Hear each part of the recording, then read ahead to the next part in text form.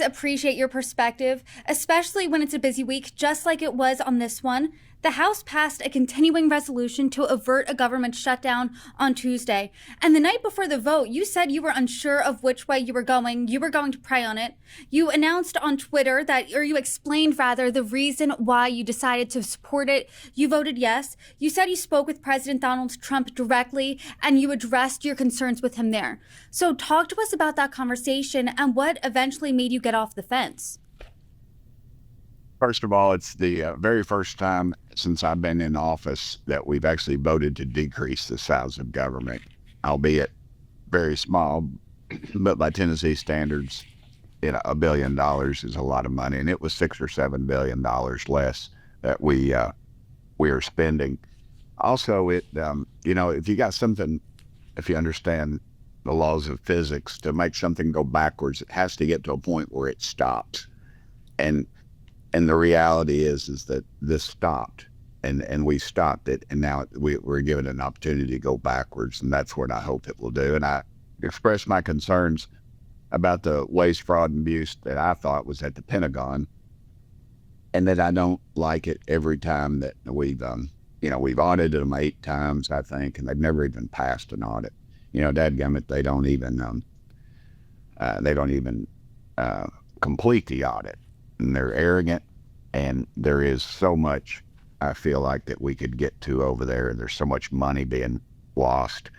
At one point, we were told that they could not account for $500 billion, and that's an aircraft carrier that they can't account for. Granted, some of it goes into black projects, I'm sure, and but some of it, I believe, is just being taken, just like it is in other parts of the government.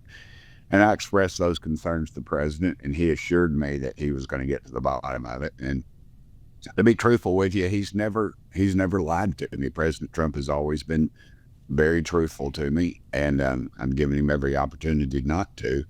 And this is one of those. And if he chooses to go in another direction, then I guess I will as well. But the point is, we reduce the size of government, and that's an opportunity for us, I think. Congressman, one thing I appreciate about you is you always go on X. You're always filming a video, explaining your position, saying where you need to compromise, why you voted a certain way.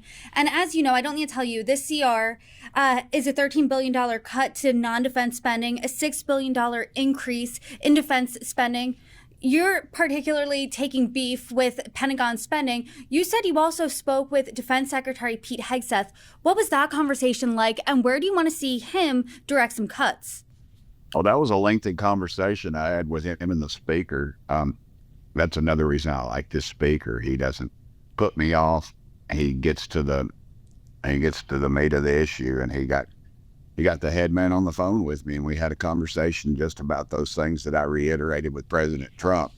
But and unless you have a cohesive unit there between Pete Hegseth and President Donald Trump, these things would not occur. And he agreed with me that there was considerable waste at the Pentagon, and that we were going to get to the bottom of it. We're going to end a lot of the crazy programs that they were involved with.